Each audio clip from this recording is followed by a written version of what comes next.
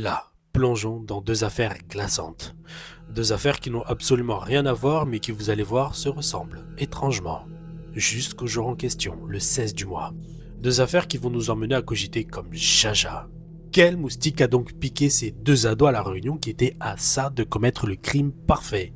L'un avait 18 ans et l'autre avait seulement 14 ans, s'il vous plaît. À ça parce que vous allez voir que dans les deux affaires, les deux victimes ont survécu de justesse. Deux affaires qui vont nous rappeler une troisième affaire. Shana est tombée dans un véritable guet-apens. La victime aurait été tout d'abord étranglée, puis agressée à coups de galet. Où malheureusement la victime n'a pas survécu. Un drame qui a également eu lieu le 16 du mois. Salaud des monstres.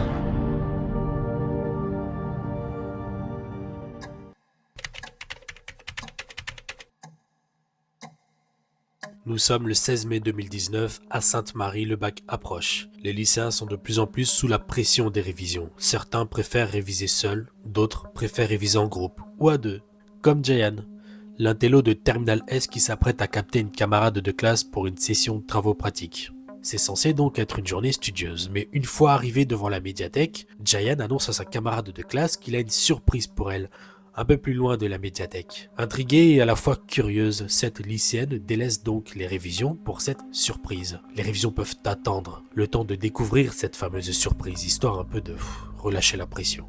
C'est terrorisé, à bout de souffle et en sang, qu'elle parviendra à se sauver de ce local abandonné. Direction les secours pour une prise en charge de toute urgence, puis direction le commissariat pour porter plainte contre Jayan. Cette surprise, c'était quoi ? Il serait temps d'aller le chercher, ce Jayan, pour qu'il nous en dise un peu plus sur cette surprise qu'attendait sa camarade de classe dans cet endroit qui inspire tout, sauf un lieu pour organiser une surprise. Le lycéen sera arrêté et va très vite révéler la surprise en question. Le viol de sa camarade de classe. Comme tout adolescent, Jayan a des envies. Mais trop timide pour approcher les filles, ses envies se sont transformées en fantasmes, de plus en plus pressants. Et cet après-midi-là, dans ce local abandonné, il a tenté d'assommer sa camarade de classe pour la violer. Aucun intérêt de le faire avec quelqu'un qui est morte, dira-t-il. Et on ne peut que le croire. Vu sa tête de premier de la classe, on se dit qu'on ne sensibilise pas assez ces ados puants bourrés d'hormones sexuelles au danger de la pornographie. Trop facilement accessible. Mais sa camarade a survécu, et ce qu'elle va décrire ne ressemble en rien à une tentative de viol, mais à une tentative de meurtre, préparée.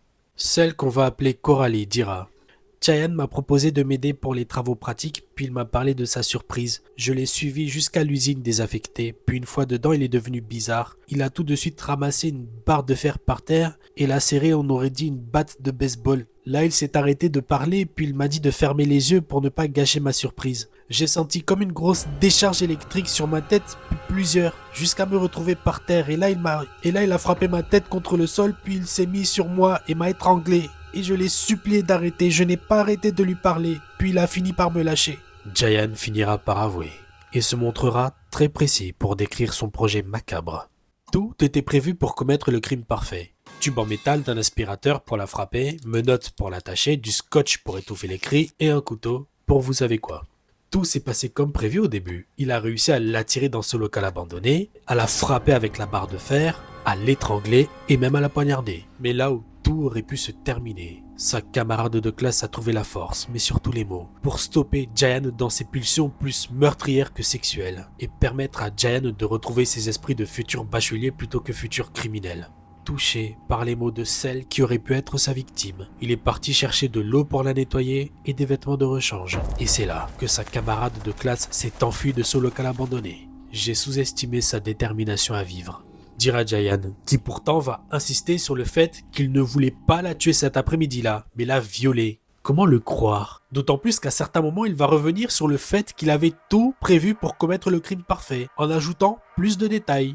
Il avait prévu de nettoyer le sang de Coralie après l'avoir tué dans ce local abandonné, puis il avait également prévu des vêtements de rechange, pour ne pas qu'on le reconnaisse, si jamais il y a des témoins sur son chemin. Je sais que je suis différent. Ce que j'ai fait est une quête de soi. Je voulais savoir si j'allais être capable d'aller jusqu'au bout. Dira celui qui se montre bien plus bavard pour décrire son plan meurtrier au millimètre près. Parce que quand on lui pose la question « Pourquoi Jayan ?», pas de réponse. Mais vu la conclusion de l'expert qui l'a examiné, on peut comprendre. Même si les experts ont vu que Jayan est complètement perturbé par ses pulsions sexuelles qu'il n'arrive pas à contrôler. Il est également décrit comme quelqu'un qui se croit plus intelligent que tout le monde. Alors vous me direz logique, il est en terminale S. Mais alors quelqu'un qui est décrit comme se croyant plus intelligent que tout le monde, plus il a un côté calculateur, plus il a un côté manipulateur. Quand on décrit quelqu'un qui a tenté de tuer, c'est pas rassurant. J'étais proche de ses parents, c'était des gens bien, très bien même.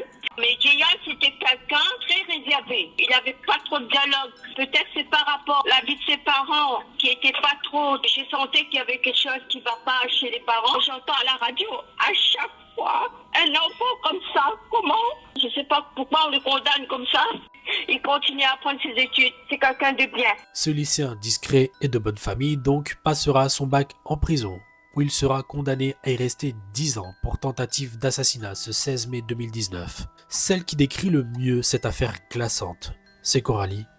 Si je ne suis pas morte, c'est pas parce qu'il ne voulait pas, mais parce qu'il ne pouvait pas.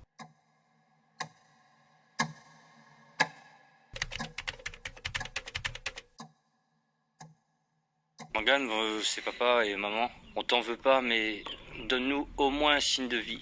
Ma fille a 14 ans, de type métisse, de corpulence fine et facilement reconnaissable parce qu'elle a une cicatrice au menton et elle a les cheveux courts. Voici la description de Morgane, disparue ce 16 avril 2022. Une disparition qui a très vite inquiété sa famille et quelques-uns de ses amis. Et ils ont bien fait de s'inquiéter. Vous allez voir pourquoi. Ce samedi, elle avait rendez-vous avec son meilleur pote, Mathiane, à 5 minutes de chez ses grands-parents. Ça tombe bien, elle y est chez ses grands-parents. Donc si elle veut, elle peut sortir à 14h55. C'est à 14h15 qu'elle sortira de chez ses grands-parents. Pour ne même pas être là à 15h au rendez-vous. Ne pas être là du tout même. Elle a peut-être mis un plan à Mathiane. Bon, c'est vexant, mais c'est pas non plus inquiétant. Ce qui inquiète par contre, c'est un message qu'elle a envoyé à un autre pote. Adieu. Adieu, de la part de Morgane à un autre pote. Et pourquoi ne pas l'avoir envoyé à Mathiane, avec qui elle avait rendez-vous? Rien ne va. Alors et Mathiane, toujours pas vexée, et la famille de Morgane vont remuer tout Saint-Pierre pour la retrouver. Mais en vain, aucune trace. Mais sur leur chemin, des noms reviennent. Kevin, Enzo, Léo, surtout Kevin. Les enquêteurs, eux aussi inquiets, vont commencer les interrogatoires le lendemain. Et le lendemain, donc, c'est Enzo et Léo, les premiers interrogés. Alors déjà, ils ne comprennent pas. Qu'est-ce que leurs noms font là puisque eux et Morgane ne se parlent plus? Alors ils seront relâchés. Mais les enquêteurs se gardent le meilleur pour après. Kevin, dont ils apprennent que c'est l'ex de Morgane. Dont ils apprennent également qu'elle et lui avaient rendez-vous. Samedi après-midi. J'ai repris contact, mais juste je lui demande des nudes. Et après consultation de son téléphone, il a raison. Samedi, mon but était de lui poser un lapin par pure méchanceté. Et vers 13h, comme elle s'est pas pointée, j'ai rejoint Enzo et Léo au terrain de basket. Donc lui non plus n'a rien à voir avec cette disparition. On aurait aimé parce qu'il est franchement couillon, mais c'est pas lui. Par contre, ça va faire 3 jours sans nouvelles. Si on ne se dépêche pas de la retrouver, on ne parlera plus de disparition. Mais dans cette affaire, on n'a jamais manqué d'infos. Et l'info tant attendue va arriver. Lundi, c'est Enzo qui va cracher le morceau, mais il faut faire vite. Très vite, quoique. Elle est sans doute déjà morte. Morgane sera retrouvée, vers 20h, en plein bois à Terre Sainte, sous un tas de feuilles mortes, derrière une caserne de pompiers, avec des insectes sur elle qu'on ne voit de base que sur un cadavre. Mais Morgane est encore en vie. C'était vraiment une question de minutes pour elle. Et dans les minutes qui suivent, Kevin sera arrêté et confirmera tout ce qu'Enzo a dit. Oui, ce samedi après-midi, c'est bien lui qu'elle est allée rejoindre. Kevin qui avait tout prévu.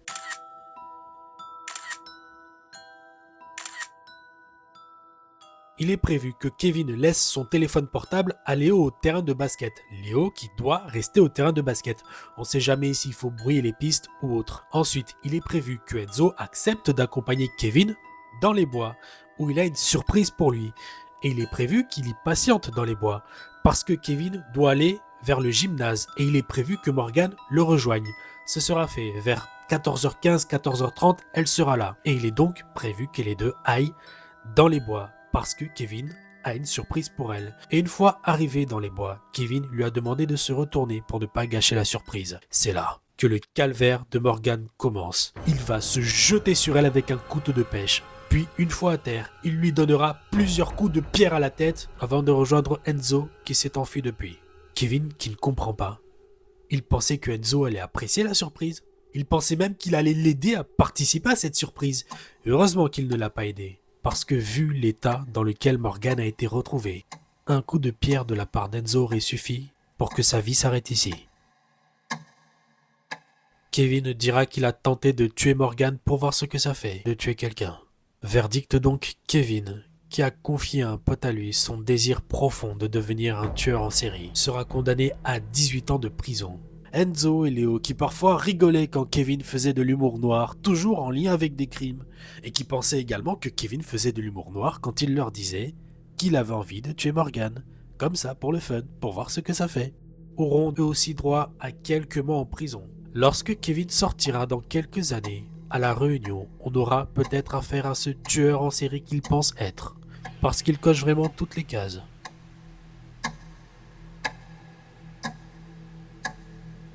Jayan, 18 ans au moment des faits. Kevin, 14 ans au moment des faits. Des monstres. Les psychiatres ont conclu.